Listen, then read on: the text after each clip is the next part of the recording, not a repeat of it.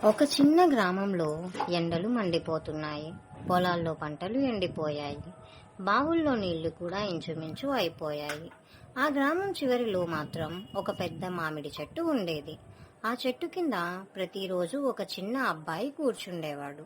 అతని పేరు రవి. రవి చిన్నప్పటి నుంచి ఆ చెట్టు దగ్గరే ఆడుకునేవాడు. వేసవికాలం వచ్చిందంటే ఆ చెట్టు తీయటి మామిడి పండ్లతో నిండిపోతుంది. గ్రామంలోని పిల్లలందరికీ ఆ చెట్టు అంటే చాలా ఇష్టం. కానీ ఆ ఏడాది తీవ్ర కరువు వచ్చింది. చెట్టు పూర్తిగా ఎండిపోయింది. ఒక్క ఆకు కూడా లేదు. ఒకరోజు గ్రామానికి ఒక ధనవంతుడు వచ్చాడు.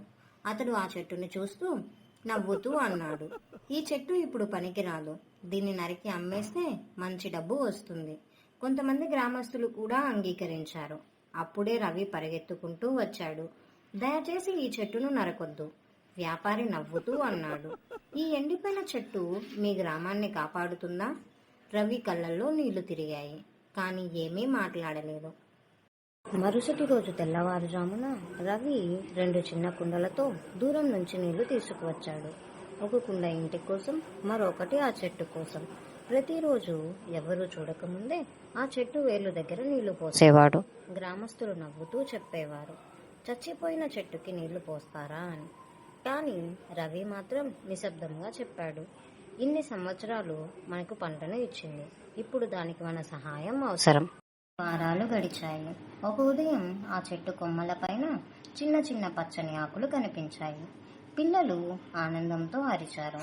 కొద్ది రోజుల్లో ఆ చెట్టు మళ్ళీ పచ్చగా మారింది. తరువాత మామిడి పండ్లతో నిండిపోయింది. గ్రామస్తులంతా ఆశ్చర్యపోయారు. ఆ వ్యాపారి సిగ్గుతో తలదించుకున్నాడు. గ్రామ పెద్ద రవిని దగ్గరకు పిలిచి అన్నాడు, నువ్వు ఒక చెట్టుని మాత్రమే కాదు, మనిషి కృతజ్ఞత ఎలా ఉండాలో కూడా నేర్పించావు. ఆ వేసవిలో వచ్చిన మామిడి పండ్లను అమ్మి గ్రామంలోని బావిని మరమ్మత్తు చేశారు. ఒకప్పుడు నరకాలనుకున్న అదే చెట్టు చివరికి మొత్తం గ్రామాన్నే కాపాడింది. నీతి: మనకి సహాయం చేసిన వారిని అవసరం లేనప్పుడు వదిలేయకూడదు.